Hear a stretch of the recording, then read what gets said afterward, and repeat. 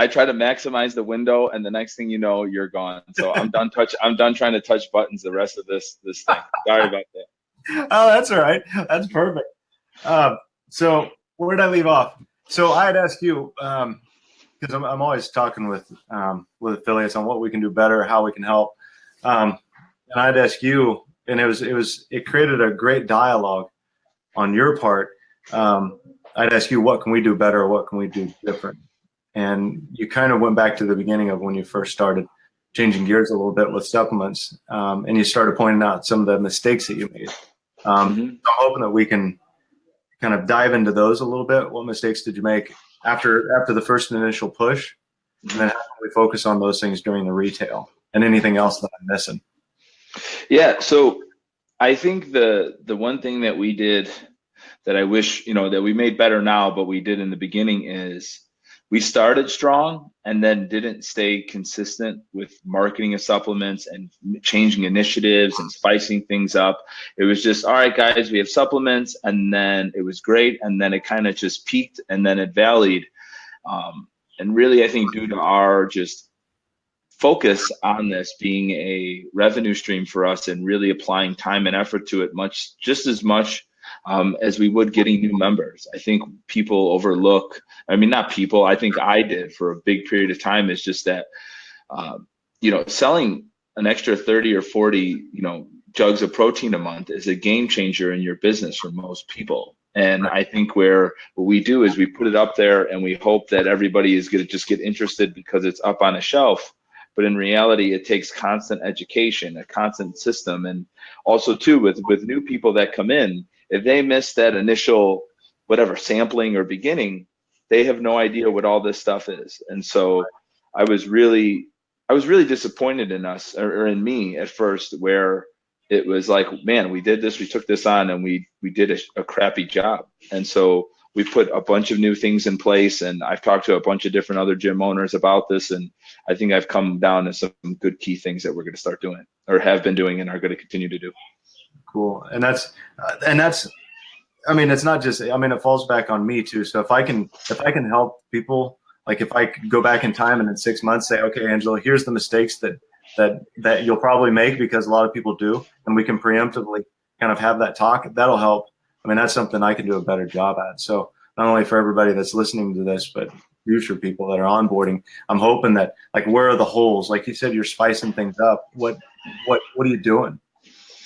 So first thing that we're doing that we're really big fan of is our front desk person, Susie, is doing monthly samples and tastings with all different classes. So it's not just the nighttime. Sometimes she comes in the morning, she'll come in the afternoon. But what she does to build up any sort of momentum or excitement about it is in our private Facebook group, she's doing a poll, and they're voting on what flavors they would like to sample more than other flavors. And so instead of just us putting it out there and going, all right, this is the flavor that you have, is now that there's a poll for everybody coming to class. So she's setting it up. We have something in Chicago called Cooper's Hawk. I don't know if you guys have that, but Cooper's Hawk makes their own wine. And what you do is you go there and you get flights of wine and do wine tastings.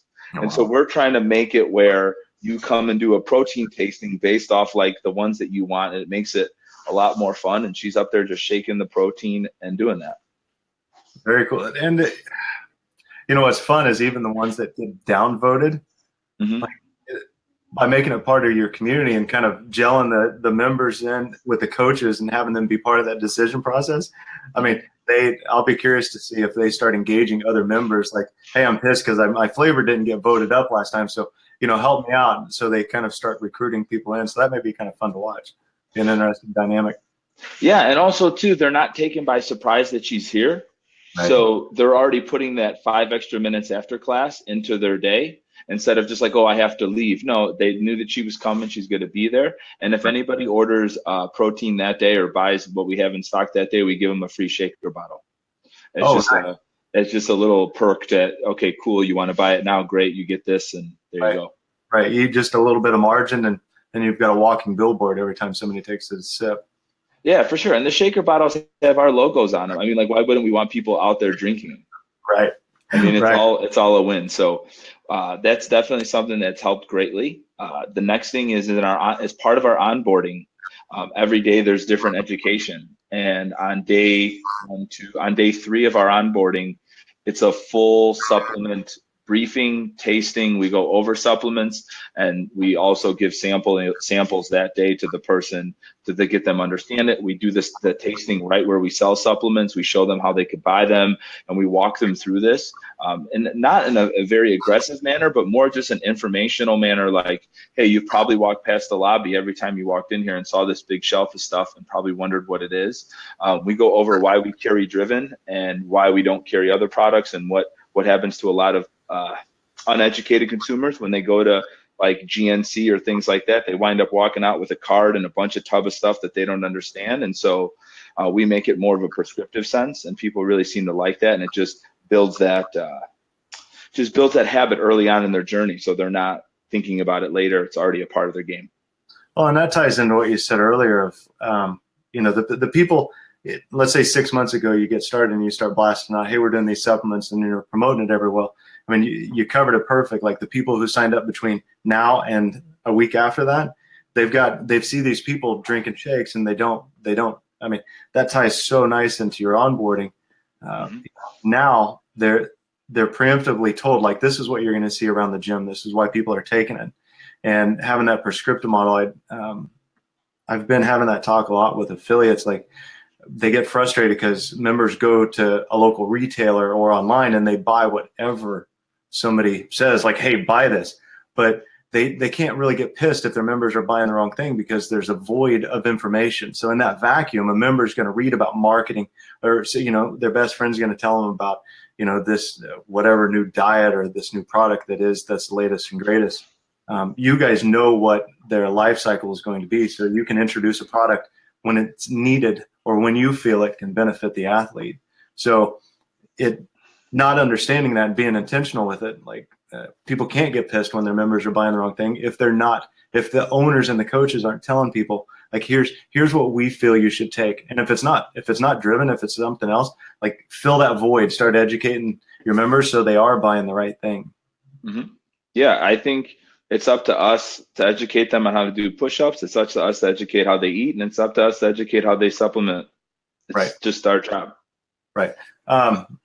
Is there, other than, I mean, you're killing it doing the poll inside the group. That's great for engagement. That's one of the things that I posted up in here yesterday was, since Facebook's been changing to algorithms, that's such a good hack, because what Facebook is leaning into is dialogue, whether it's from a brand to a customer or a group to a customer or a member. So anything that you can post up posting up just the workout of the day isn't any dialogue. I mean, do something to ask a question, and then once they do that, I mean, just by doing these Facebook Lives, a lot more people are going to see the post I made earlier today, because we're putting in the work. So, man, I mean, that's just such a simple hack of something you can do once a month or once a week or whenever. How often are you doing that? We do 2 a month with the morning crew and 2 a month with the evening crew. Awesome. And we've kind of got a little geeky about it. Is we've nailed down the best times people are buying it. So for us, it's between 5 and 6:30 p.m. on Tuesday, Wednesdays, and Thursdays. So we make sure that is when we're out there and we have somebody present to do this more than other times. It just seems to be we at that hours have the best foot traffic. And then also the people that buy the most for us. So definitely there. And then now we're focusing a lot more on the early classes, because early on we kind of neglected that, because it's not, the most fun job to wake up at 5 o'clock to do supplement tastings, but we're starting definitely to get better on focusing on our morning crew as well. And I took this from Brian Alexander, and I'm trying to just tweak it a little bit. Is Brian does the pre-order. I think I don't know personally about everybody, but I know he does it one of the best that I've seen. And so one thing that we're going to try to move through with the open, and I have a few ideas to how to make this work, is we're going to make it where their supplements are all recurring. Nice. And I'm trying to figure out the proper incentive to do that for people, even if it means us giving like a shaker bottle or adding something that we could think of for them. And even if that means cutting a little bit on our margin, if I could get 40 people, 50 people recurring protein and supplement orders, I think that's going to be really game changing for us. So we're going to use the open and our excitement for the open to propel this new initiative into the quarter 2.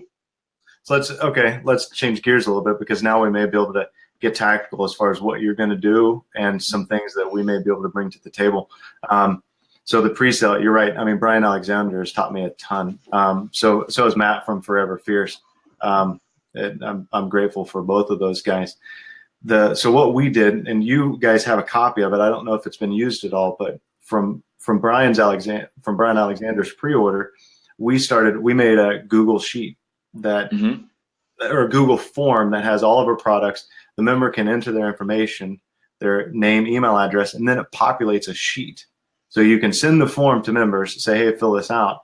That's not something that we can do every 30 days, but for the people listening to this and watching this, they may not know that that's something that we can produce for you. So if you do want that Google form for the pre-sale sheet, just comment below and I'll make sure that we get a copy. It takes a little bit of time to go through and make it, but I'll make sure that you get a copy made for your gym. So like Angelo's is just called O'Hare CrossFit driven order, and he can share that link with any of his members as a way to drive up pre-sale. So I don't want to go back and assume that an old idea is a good one. So how are you going to do that with the pre-sale? All right. So first, what we're doing is with our open this year, every person that signs up is going to be drafted to a team. And each coach, each of our staff is going to manage the team, sort of be like your sponsor throughout the open.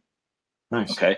And so each week, on Saturdays we do the open, but on Thursday nights and Friday nights, or Fridays during the day, it's up to the sponsor's job to interact with them, help them get ready to do that. So one of the things that all of us are going to do is make supplement recommendations for people to help with soreness, to help with recovery, and help them understand that for a lot of people too, especially with this open, they work out a lot, but I don't think they work out with the same energy and intensity that you do for an open workout. So we're going to use that to kind of segue into supplements. And so it's going to be a recommendation from your coach to help with that. Also too, it is prescribed by me that all of our staff take these supplements, and they do their absolute best to make sure that people see that, and not through O'Hare CrossFit social media or anything, through their own personal stuff. It means a lot more when my wife posts a shaker bottle of hers with Driven on her personal page than doing it through OCF. Just makes it more authentic, more real, just makes it like this is just a part of her day and not something that maybe we're trying to push. And so all the coaches are going to be on top of doing that. And then last but not least, it's so fortunate that we have Becca to do our nutrition with us. And so she's going to start putting out content about open nutrition and how to fuel yourself properly for these workouts and things like that. And so we're going to put all three of those together into there and really use that as a way to really generate all this stuff. 1 or 2 of the Saturdays, we're going to have samplings for everybody to taste and things like that. So we're hoping that that's all going to come together to really create this bigger burst into that pre-order and, the recurring.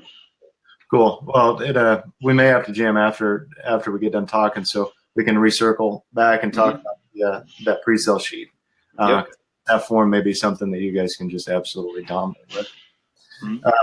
So something that may help also that we did last year was top 5 supplements for the open. We didn't actually even post the article. What we can do, and I may need to send this out for everybody, but really all it is just an easy to digest blog post. Top 5 supplements if you're doing the open. So that's an article that we sent out to affiliates. They post it up, and then that way they could use their blog to talk about it. So it's not us posting it and then you guys sharing it. It's actually content that you can put on your blog, push to Facebook, push to Instagram, and hopefully, well, not hopefully, but what happened last time we saw it created a lot of dialogue from the members back to the coaches. And back. Just writing it down. Sorry if I move my ass. No, it's like I tell you, the measure of one man's intelligence is how much he agrees with you. So I'm sitting here taking notes with your stuff. So that ties into like having you guys coach or having you guys post up about it. When I see your wife post about it, not only is it genuine, but it creates dialogue from them to Rocio. Like, hey, is that how you pronounce her name? Yep. Okay. It is. Rocio. It goes back, it creates dialogue from them, and they'll come up. I mean, like, when she's stretching, like, hey, I saw you post up. Tell me about that. So not only creates a cool psychological effect of like, hey, tell me about this, but also what happens is the members start doing it. Like you guys wear CrossFit shoes, so eventually they wear CrossFit shoes. You guys buy supplements, eventually they do the same. You guys post about it, eventually they do the same. So what happens is that you take that in it, and it's a multiplier. It's not just for CEO or you posting about it, but your members see it and they're like, oh, so this is just what we do. And then they're posting about taking their pre-WOD, they're taking selfies, and then before long, we repost it. And I mean, we love doing stuff like that. We get tagged up quite a bit. And if I could talk Brenton into it, Brenton, I know you're listening. I mean, I would love just a pound a week of nothing more than people's posts, because it's such a beautiful way to go and high five your guys' members who are through you building our brand. Sure. I dig on that. So those were the 2 points that I really caught from you. The other thing that I had that a lot of people are probably going to have a question about is how many teams or how many members per team per coach are you assigning? So we have no idea at this point. So it's gonna work like this. It's February 7th is the cutoff for registration for OCF, not from the entire open, but if people want to register and get like a t-shirt and be a part of this whole like team thing, don't get me wrong, we'll let some people sneak in if they're a little bit later. So right now it's going to look like there's going to be 10 to 15 people per coach. Yeah, per coach for the open this year. Right around that number. Yeah. So like for me, for my team, I'm going to create a private Facebook group for my team. Every Thursday night, I'm going to give tips. Every Friday, we're going to do like a practice run. And then Saturday, everybody's going to be here in the morning to do the workout. So we're really looking forward to a very interactive open experience with everybody, where it's not just them showing up, doing the workout, and that's the end of it, where they're going to get, kind of I tell everybody, like, we're your sponsor. Like, we're going to carry you through this open and make sure it's a great experience for you. And we could parlay that into doing everything with them, just, with the supplements and just overall their training. Well, build such a camaraderie. I mean, them and the coach, man, that's awesome. Yep.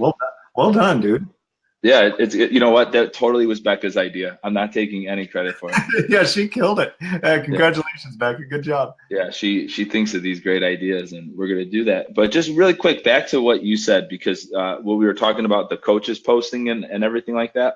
I think we, even for me, we undervalue our influence with our community in any way. I think we're not so aware of it. So sometimes we could make influences, or we could do things that we're not that conscious of. But with our coaches and everybody doing this, it's a big deal for them that somebody sees their post. They enjoy that. They follow them. They're mini celebrities, and talking to the team about that really helped them understand that, because at first it didn't sit that well with them. So just, if you're a gym owner, I think letting your people know, and even yourself, if you're having a challenge with this, is that we really steer this ship, whether we like it or not. So we might as well make sure that we're steering it the way that we want it to go. Right.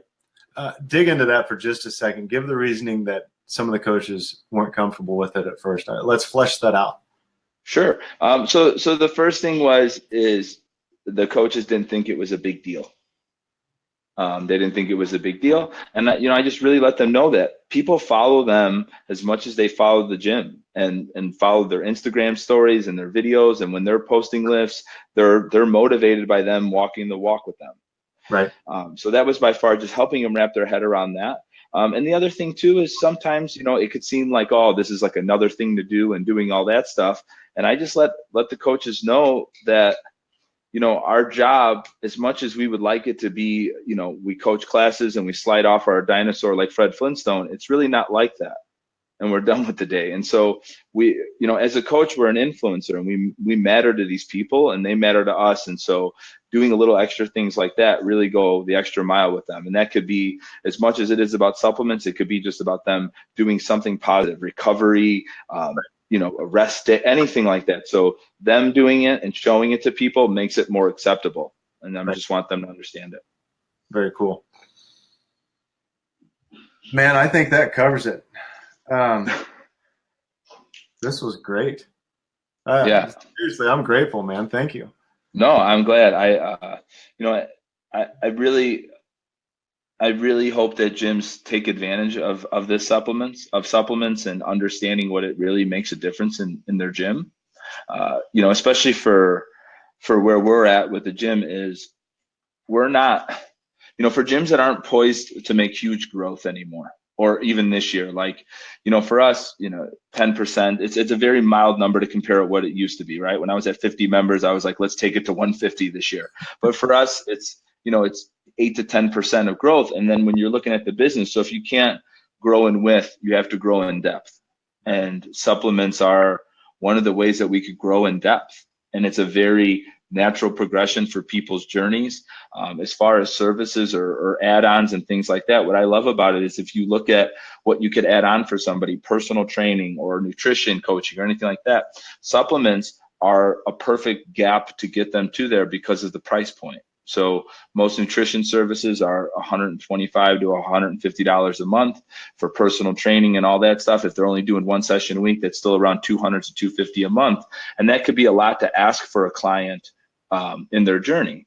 But to get somebody to go from 150 to 200 is a lot easier. That $50 is a lot easier for them to bite on than going from 150 to 350.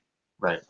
And so I think as a business owner and anybody that's listening to this, an affiliate owner, this is the strategy that you might be not putting enough energy into. And it's more about new members or this challenge or that challenge. But in reality, you get a third of your membership buying supplements every month. You're going to be great, and you're not going to have to worry about flooding, marketing and doing all this stuff. It's just going to be a natural flow for you. Yeah, it's already there. And I guess the truth be told, if I ask everybody to raise their hands, hey Aaron, how are you, dude? So truth be told, if I ask everybody to raise their hands who owns a CrossFit gym, you said a third aren't buying supplements, but they're not buying supplements from you. More than likely, at a minimum, and I would stake probably a pretty good sized chunk of money on this, that at least a quarter of your members are buying some type of supplement. Mm-hmm. So like they're already buying it. So if you can convert those guys to where the percentage is higher to where they're buying from you, and then start doing a good job educating those guys and really, like you said, get intentional with it. They're buying supplements anyway. They're just buying it in a vacuum. And they may be buying the wrong things. So, yeah.